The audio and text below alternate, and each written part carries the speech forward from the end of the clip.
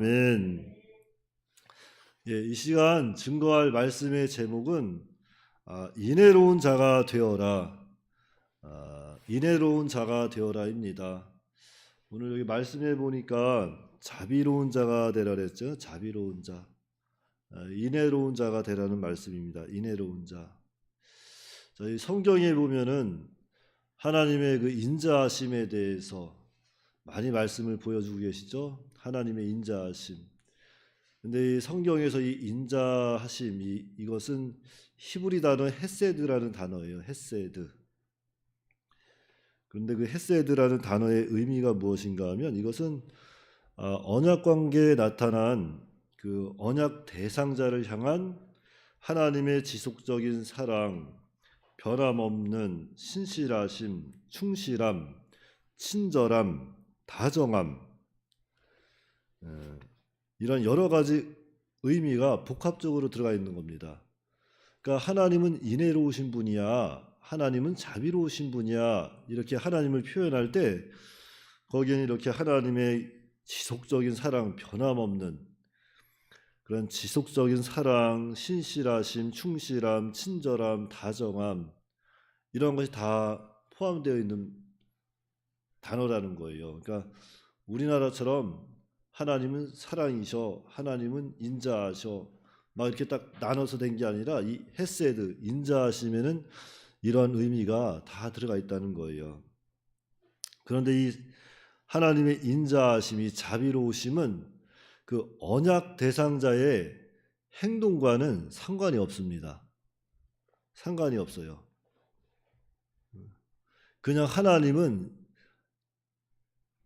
하나님의 언약 대상자들을 그냥 헤세드, 즉 이러한 변치 않는 사랑으로, 다정함, 친절함, 이런 신실함으로 그들을 바라보고 있고 그들을 사랑하고 계시다는 거죠.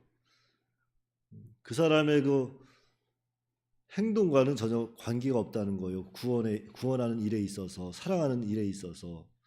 놀랍지 않습니까? 놀랍죠? 안 놀라우세요? 저는 조금만, 제 눈에 조금 제 생각, 그러니까 제가 살아온 경험이라든지 제가 생각하고 있는 여러 가지 범주라는 게 있잖아요. 자기가 어느 정도 선을 거놓고 이것을 넘어가면은 안 돼. 이것만 안 넘어가면 그래도 나랑은 좀 맞는 사람인데 이거 넘어가면, 이 선 넘어가면 저 사람은 좀 아주 좀 잘못된 사람으로 이렇게 판단하고 정죄하고 뭐 상종 안 할 경우도 많이 있죠. 그랬는데 하나님은 전혀 우리 언약 대상자를 향해서 그러지 않는다는 거죠. 우리가 만약에 어떠한 언약 대상자가 잘못을 했을 때는 하나님은 분명히 자기 아들을 사랑하시니까 적절한 징계는 하세요. 그러나 그 징계가 영원히 그 사람을 버리는 건 아니라는 거죠. 근데 우리는 많은 사람들을 정죄하고 판단하고 버리며 살아가고 있습니다. 내 입장에서 내 주관적으로 생각하고 요거 선만 넘으면 저 사람은 나랑은 안 맞는 사람이야. 단절하고 끊어버리고 살아갈 때가 너무 많죠. 여러분들은 다 모든 사람하고 편안합니까? 사이가 다 부드러워요? 저는 그렇지 못해요. 저는 이렇게 모든 사람과 아울러 편안하고 싶고 사랑하고 싶고 한데 사실 겉으로는 사랑합니다, 축복합니다, 우리 형제입니다 이렇게 다가갈 수 있지만 사실 그 내면적인 면에서는 나도 모르는 거부감이라는 게 있어요. 거부감. 이런 마음들을 사실은 우리가 다 버려야 되거든요. 버리고 정말 우리가 예수님은 아니니까 그런 아가페적인 사랑을 할 수 없지만 사랑할 수 있도록 무엇은 해야 됩니까? 무엇은 해야 돼요? 노력은 해야죠. 노력을 해야 돼요. 그리고 용서해야 되고. 그래서 우리는 이 헤세드, 이 하나님의 그 인자하심이라는 단어를 봤을 때 나는 과연 얼마나 사람을 받아들일 수 있고 정말 어디까지 이해할 수 있는가, 내 선에서 생각하고 판단할 게 아니라 과연 우리 주님은 나를 위해서 얼마나 희생하시고 어디까지 참으셨는가를 봐야 돼요. 나 같은 존재를 우리 주님께서 어떻게 사랑했는지 그 사랑을 우리가 깨닫고 누군가를 대한다면 정말 우리 안에서 용서하지 못할 일이 없지 않을까요? 주님의 사랑이 내 안에 거한다면? 여러분들 어떻게 생각하세요? 그렇게 생각하지 않으세요? 우리는 우리 스스로는 어떻게 할 수가 없어요, 사실은. 누군가를 용서한다? 무슨 내 주제에 누굴 용서하겠습니까? 용서하는 척하는 거지. 그렇잖아요. 내 주제에 누굴 사랑하겠어요? 사랑하는 척하는 거지. 그러나 주님의 사랑, 주님의 용서를 우리가 생각해 보면 정말 주님은 사랑할 수 없는 대상을 사랑한 것이고 용서할 수 없는 대상을 용서한 거예요. 그래서 우리가 이 하나님의 사랑을 우리가 깨닫는다면 정말 용서해야 되고 사랑할 수 없는 대상까지 사랑할 수 있는 자리에 나아가야 한다는 거죠. 그래서 우리가 성경 호세아서에도 잘 나와 있는 글이죠. 호세아서. 자, 이스라엘 백성들은 그 음란한 아내를 계속 비유해서 말씀하는 거예요. 호세아서에 고멜이라는 여인이 나오죠. 호세아의 아내. 자, 이 호세아의 아내는 이스라엘 백성들, 그 음란한 이스라엘 백성들을 그 호세아의 아내를 비유해서 계속 보여주는 거거든요. 자, 그럼 호세아 아내가 어땠습니까? 호세아하고 이렇게 결혼해서 너랑 나랑 한평생 알콩달콩 사랑하면서 삽시다, 이렇게 계속 알콩달콩 산 게 아니라 결혼해서 데리고 오면은 여자가 나가는 거예요. 왜 나갑니까?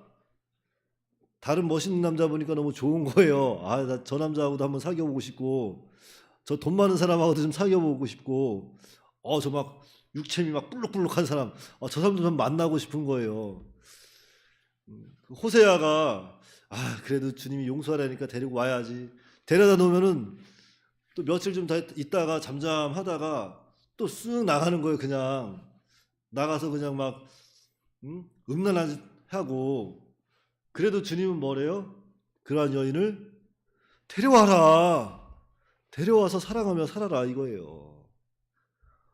얼마나 놀라운 사랑입니까? 이게 하나님의 사랑이에요. 하나님께서 우리에게 이렇게 보여주고 계십니다. 그러니까 제가 늘 말씀드리지만 이건 제 말이 아니라 하나님께서 우리에게 늘 말씀해 주시는 건데, 우리 사람은 무슨 대상이다? 사람은 사랑의 대상이다. 사랑의 대상이고 기도의 대상이다. 긍휼의 대상인 거예요. 그래서 그 마태복음 5장에도 있잖아요. 긍휼을 베푸는 자는 뭐라고요? 긍휼히 여김을 받을 것이다. 긍휼히 여기는 자는 긍휼히 여김을 받을 것이다 그랬어요.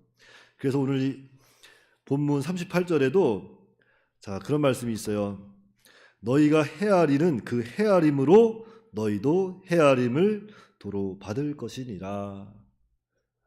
그러니까 우리가 이런 하나님의 말씀이 정말로 내 속에서 역사한다면, 우리가 정말로 하나님이 살아계신다는 걸 믿는다면, 우리는 누군가를 정죄하고 판단하기보다는 사랑으로 덮어주고 또 기도해서 함께 하나님의 나라를 건설할 수 있도록 협력하는 역할을 해주는 것이 가장 아름다울 것 같아요. 우리는 다 부족한 사람입니다. 연약한 사람들이고, 그 가운데서 우리 주님께서 나 같은 존재를 위해서 십자가에 죽으신 그 십자가의 사랑을 우리가 깨닫는다면, 과연 정말 우리가 누군가를 용서 못할 대상이 없다, 사랑하지 못할 대상이 없다, 그걸 확실히 깨달으시고 오늘 한 날도 하나님을 좀 더 마음으로부터 잘 섬기고 하나님을 좀 더 사랑하고 내 이웃을 내 자신과 같이 사랑하며 사는 저와 여러분들이 다 되시기 바랍니다.